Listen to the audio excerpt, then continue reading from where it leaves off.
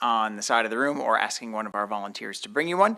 And we are streaming live on My Info. If you have a question for any of the medalists, you can press the OIS button, Ask OIS button at the top of the screen to submit your question to Olympic Information Services. We have all three medalists here, some of them very familiar to this podium at the Olympic Games. And I know they're backstage, so we'll bring them out. All right. Bronze medalists. That's me. That's her. She says her life's ambition is to get Canada's first medal in the pole vault and break 5 meters. She's halfway there. Wait, did I say that? Well, according to the Olympic website, you did. So at some point you said that. You're halfway there with a jump of 4.9. Bronze medalist from Canada, Alysha Newman. Silver medalist split the gold medal with the gold medalists in 2020 in Tokyo. This year, the sole silver medalist from the USA with a jump of 4.9, Katie Moon. And the gold medalist, second Australian to claim gold in Olympic history, a vault of 4.95, Nina Kennedy from Australia.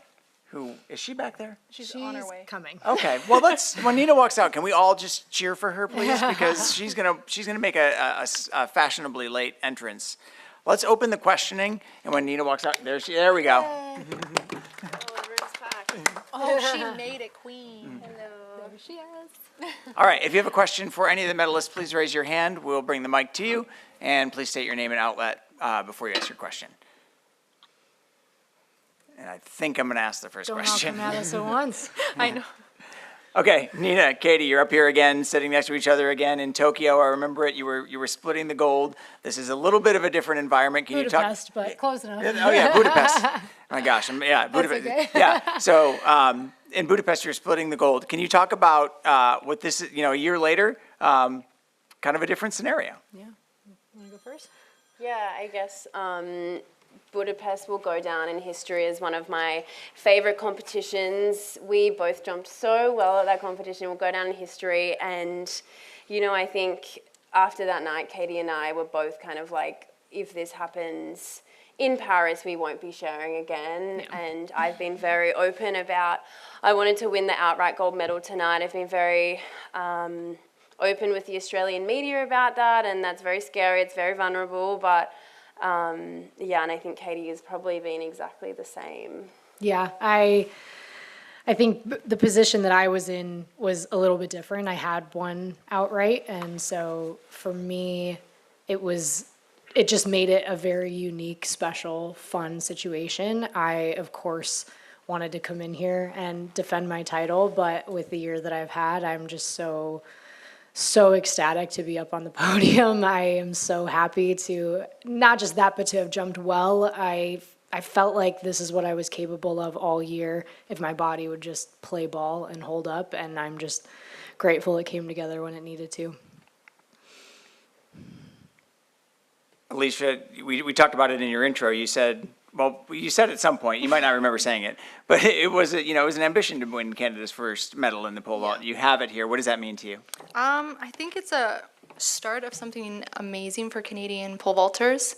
I think it definitely had to be done so that a lot of girls and the next generation knows that they're fully capable of jumping these heights and jumping with this type of talent at the Olympic Games. It really is a mind event. Obviously, there's a lot of physical too, but I think we can all agree that at the end of the day, the top 12 girls, or tonight actually the top 19, are the best in the world, and it comes down who can, stay in that tunnel vision the longest and make the least amount of mistakes through the competition. So that's why we're sitting here. Nina, when you had your winning jump, your winning vault, it was really loud in there.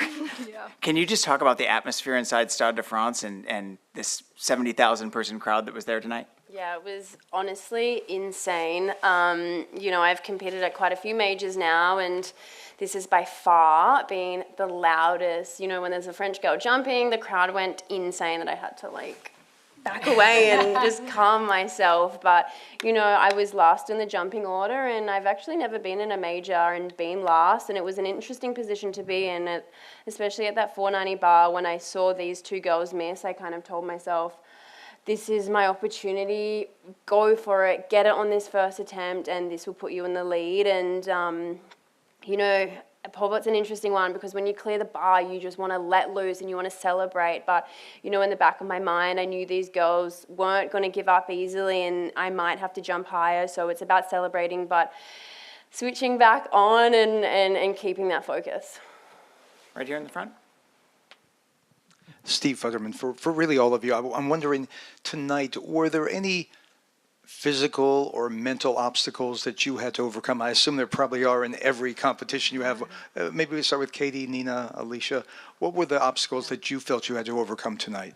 I'll be honest, when I woke up this morning, I felt terrible. Yesterday I had a headache. I thought I was just dehydrated from the day before. And when I woke up today, I really felt awful. I was talking with our medical team, like they loaded me up on all kinds of Claritin, Tester. Tylenol, yeah, right? Tylenol, all that. And so I really I knew today was going to be about staying as calm as I could and as focused as I could and just execute. I knew the runway was fast, and that is an understatement. That runway was lightning fast. And even though I didn't feel necessarily sharp and my nervous system was a little down, it allowed me to focus in a way that I never have in a championship. Don't get me wrong, I've shown up to championships. It's been amazing, but the mental clarity that I had, I think just because I didn't have the extra like nervous, like crazy energy, it really helped. And so that was, all this morning I kept tearing up because I'm like, please just let me feel good, please. I feel great now. So, but yeah, that was what I would say was my biggest battle today. And Brad just said, look, like, just focus as best you can. Just because you feel this way doesn't mean that you can't still execute. You're still fast. You're still whatever else, strong. And even if you're down a little bit, you still have all the things you need to execute. So. Yeah, I think Katie answered that extremely well. You know, we're all dealing with something. You know, everyone, you know, behind the scenes, we have, you know, stuff going on in our lives, you know, Katie's sickness, you know, I don't have the healthiest back at the moment. Coaching situation was hectic today, you know, 19 girls in the final is just insane. And, you know, and then at the most crucial time in the whole competition, the standard broke. And it was like, woohoo, like, Of course. throw some more stuff at us. And I think we, you know, all knew, like, the winner was going to be the person that could handle the stress of the Olympic Games the best. It is such a mental event, and yeah, these girls were absolutely incredible tonight. Right back at you. For me, yeah, I think the hardest part, I mean, it's been 5 years since I've been in a final. So for me to wrap around, to jump pretty intense, back to back, like 48 hours in between was a challenge for me to not get too excited, but not be too relaxed. But I would say like the one thing that really kind of got me angry, not mad or angry, but fueled me actually more, was looking over in the stands and seeing my coach almost getting kicked out of his seat. So I definitely had to take a couple breaths for that because my coach is my best friend.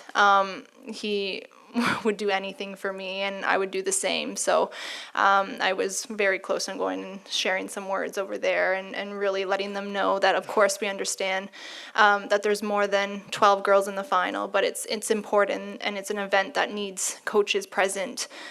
So maybe future wise we look at maybe getting coaches you know, between the stands and where the photographers are, maybe a little coaching section, just so that you guys could sell more tickets and then make more money. And then we could have those coaches down on the infield that we can actually communicate with them and not feel like we're stopping people's view as well. So I think that was hard for me. But honestly, I loved every moment of it. And I just really tried to stay tunnel vision with these girls because I knew I had to jump something high because Katie and Nina have been at these heights for a while. And these heights are new for me, but they've been something I've been thinking about for a while now.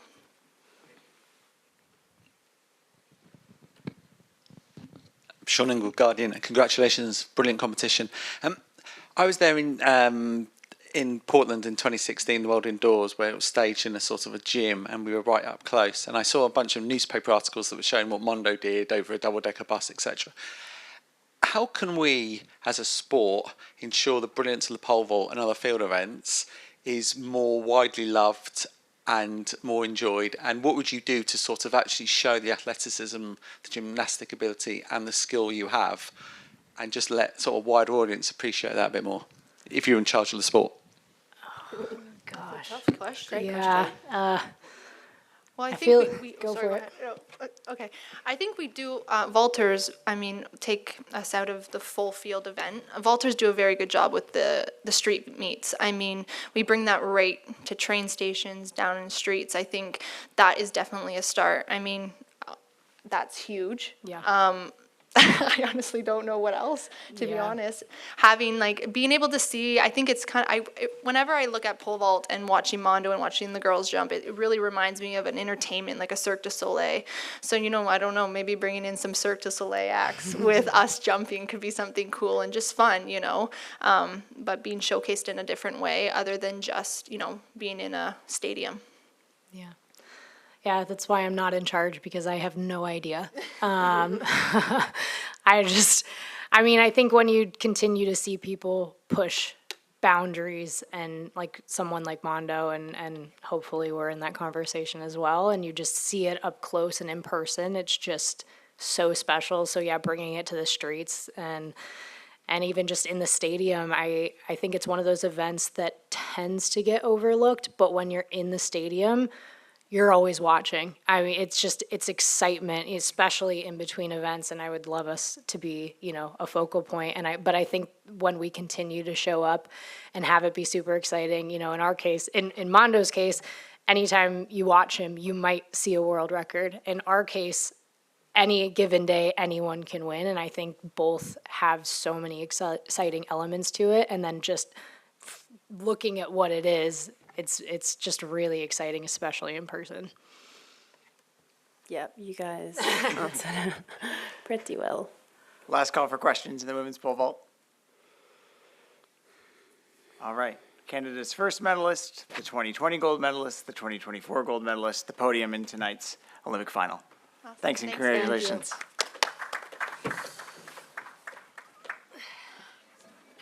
And we can stop the stream.